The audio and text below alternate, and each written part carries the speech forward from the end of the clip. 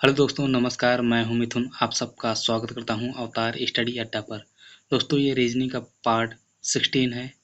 आज हमने फिर टॉप 5 क्वेश्चंस लिए दोस्तों, और आपको विथ ट्रिक के साथ समझाएंगे दोस्तों। नंबर पहला है दोस्तों, आयु में सीता सपना से बड़ी है, लावण्या सपना से बड़ी है, ठीक है, लेकिन सीता से छोटी है। सुवर्णा हरि और सपना दोनों से छोटी है। सपना हरि से बड़ी है, सबसे छोटी कौन है? ठीक है दोस्तों।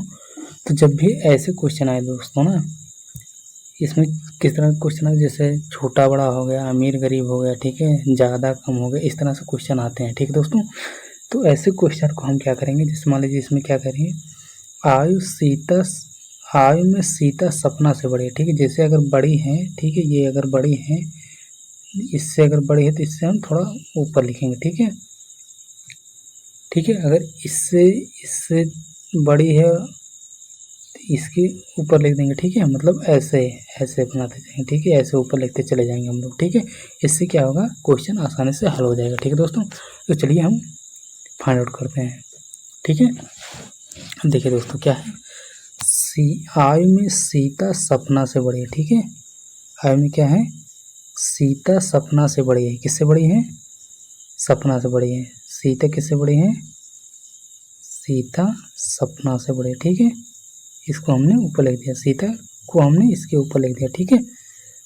सपना से बड़ी है, ठीक है। लावण्या सपना से बड़ी है। अब क्या कह रहा है, लावण्या सपना से बड़ी, जिसको बड़ा कहा जाएगा उतना बड़ा रखेंगे, ठीक है। लावण्या सपना से बड़ी मतलब हो सकता है ये इसके बीच में हो, ठीक है, क्योंकि इससे बड़ी कहा ना, तो इसके बीच में हम डाल देंगे, ठीक है। लावण्या सपना से बड़ी है, ठीक है। तो यहाँ पर हम लिखेंगे लावण्या, ठीक है। लावण्या सपना से बड़ी है, लेकिन सीता से छोटी। देखिए यहाँ पर क्या है ना, इससे छोटी है लावण्या, ठीक है। इससे बड़ी और इससे छोटी मतलब इसके बीच में चली गई, ठीक है। सीता से छोटी है, ठीक है। फिर क्या कह रहा है, सुवर्णा हरि और सपना दोनों से छोटी है। अब देखिए, सुवर्णा क्या है, हरि और सपना, यहाँ पर सपना है और यहाँ पर हम मान लेते हैं यहाँ पर हरि है, ठीक है। यहीं पर दोनों मान लेते हैं, ठीक है। इसलिए मान लेंगे क्योंकि इसमें इसमें इससे छोटा तो कहा नहीं है कि सपना से हरि छोटा है, ठीक है। इसलिए हम इसमें क्या कहा है, सपना जो है सुवर्णा जो है हरि और सपना से छोटे, ठीक है। तो सुवर्णा क्या है, सुवर्णा नीचे हम ले लेंगे, ठीक है, सुवर्णा, ठीक है। सुवर्णा छोटी, किससे छोटी है, सपना और हरि से, ठीक है। अब ये नहीं कंफर्म है कि सपना बड़ी है या फिर हरि बड़ी है, ठीक है। तो इसलिए हम यहीं पर ऐसा रख देंगे, ठीक है। फिर आगे बढ़ते हैं, सपना हरि से बड़ी है। अब देखिए यहाँ पर कहा ना, सपना हरि से बड़ी है, इसका मतलब सपना यहाँ पर है और ये हरि यहाँ पर आ जाएगा, ठीक है। हरि कहाँ चला जाएगा, यहाँ पर, ठीक है। तो यहाँ से हट जाएगा, ठीक है। अब बात आई समझ में, क्या कहा था, सपना हरि से बड़ा है, सपना क्या है, हरि से बड़ी है, ठीक है। हरि से यहाँ पर बड़ी हो गई, ठीक है। फिर सबसे छोटी कौन है, अब बताइए सबसे छोटी कौन है, सबसे जो नीचे होगा वही सबसे छोटा होगा, ठीक है। तो क्या हो जाएगा, सुवर्णा, ठीक है। अगर बड़ी कहा जाता तो हो जाता सीता, ठीक है। तो यहाँ पर इसका आंसर क्या होगा, सुवर्णा। ऑप्शन नंबर सी में गिवन है, ठीक है दोस्तों। आई होप आप सबको समझ में आया होगा। तो चलिए अगला क्वेश्चन देखते हैं। क्वेश्चन नंबर दूसरा है दोस्तों, निम्नलिखित प्रश्न में दिए गए विकल्पों में से संबंधित संख्या को चुनिए, ठीक है दोस्तों। अब यहाँ पर दिया गया है कितना, 10 और 99, ठीक है। तो यहाँ पर बताना है उसी समान, यहाँ पर हमें पेयर लेकर आना है, ठीक है। यहाँ पर ये देखना है कि 10 का संबंध जो है दोस्तों, 10 का संबंध 99 से कैसे है। फिर उसी प्रकार हम देखेंगे इसका संबंध, मतलब इनमें इसका संबंध, जैसे इसमें इसका संबंध बन रहा है उसी तरह से इन चारों ऑप्शन में जो है इनका संबंध बनना चाहिए, ठीक है दोस्तों। तो चलिए इसको फाइंड आउट करते हैं। देखिए दोस्तों, अब ये क्या है, जैसे अगर मान लीजिए यहाँ पर 10 है, यहाँ पर 10 है, ठीक है, यहाँ पर 99 है। तो इसमें क्या होता है कि इसमें हम क्या कर दें कि यहाँ पर 99 हो जाए, ठीक है। तो ऐसा क्या कर दें कि हम 99 हो जाए। अगर हम 10 का गुणा करेंगे तो 10 में 100, हाँ देखिए अगर हम 10 का अगर, क्या करेंगे, अगर स्क्वायर कर दें, ठीक है, तो 10 का स्क्वायर कितना हो जाएगा, 10 10 में 100 हो जाएगा, ठीक है। अगर -1 करेंगे तो 99 हमें प्राप्त हो जाएगा, ठीक है। अब क्या ऐसा और किसी ऑप्शन में फॉलो कर रहा है, अगर हम 7 का स्क्वायर करेंगे 7 7 49 हो जाएगा, और 49 में से 1 कम करेंगे तो 48 होगा, मतलब ये वाला नहीं बन रहा है, ठीक है। अगर हम इसको देखेंगे तो 6 का स्क्वायर करेंगे तो 6 6 36 हो जाएगा, 6 का स्क्वायर, ठीक है, 6 6 36 हो जाएगा, और -1 करेंगे तो हो जाएगा 35, जबकि यहाँ पर 37 दिया है, ये भी नहीं होगा। तब अगर हम इसको देखेंगे 8 का स्क्वायर कितना होगा, 8 8 64 हो जाएगा, ठीक है। कितना होगा यहाँ पर लिख देते हैं, 64 हो जाएगा, ठीक है। और इसमें एक माइनस कम करेंगे तो कितना हो जाएगा, 63 हो जाएगा, जबकि यहाँ पर हाँ 8 8 64 1 63, मतलब यही ऑप्शन आपका सही हो जाएगा, ठीक है दोस्तों।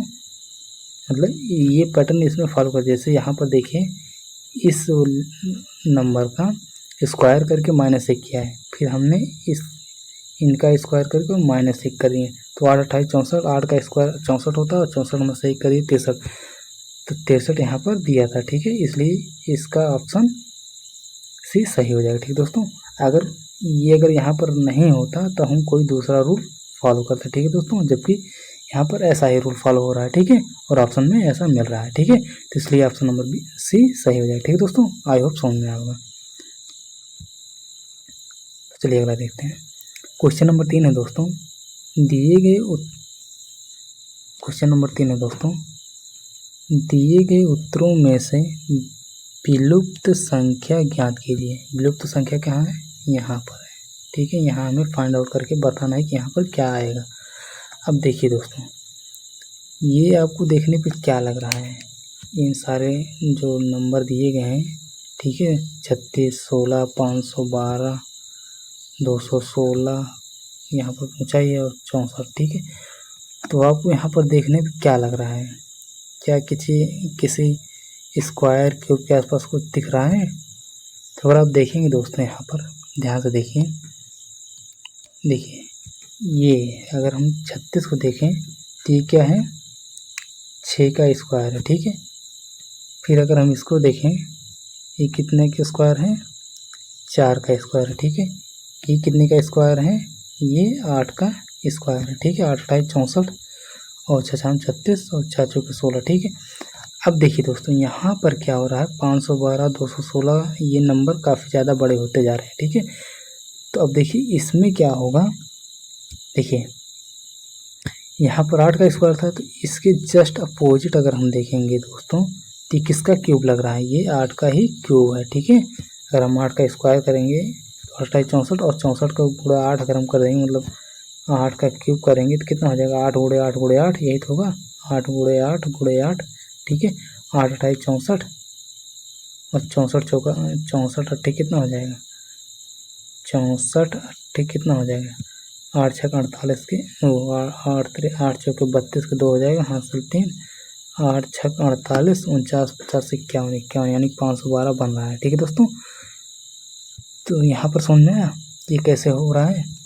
अभी तक तो यहाँ क्या था, ये 4 का स्क्वायर था, ठीक है, ये 6 का स्क्वायर था, ये 8 का स्क्वायर, ठीक है। अब इसके जस्ट अपोजिट इन्हीं का क्यूब करके लिखा हुआ है, ठीक है दोस्तों। ये किसका क्यूब था, 8 का क्यूब। अब ये क्या है, 36, तो यहाँ पर क्या हो जाएगा, 6 का क्यूब दिया है, ठीक है। 6 6 36, और 36 अगर गुणे 6 कर देंगे, देखिए यहाँ पर 6 6 36 6 हो जाएगा, हासिल 3 हो जाएगा, और 6 3 18 18 3 21, मतलब 216 यहाँ पर गिवन है। तो मतलब हो क्या रहा है, एक बार इसका क्यूब करके स्क्वायर करके लिखा है, फिर उसके जस्ट अपोजिट में उसका स्क्वायर करके लिखा है, ठीक है दोस्तों।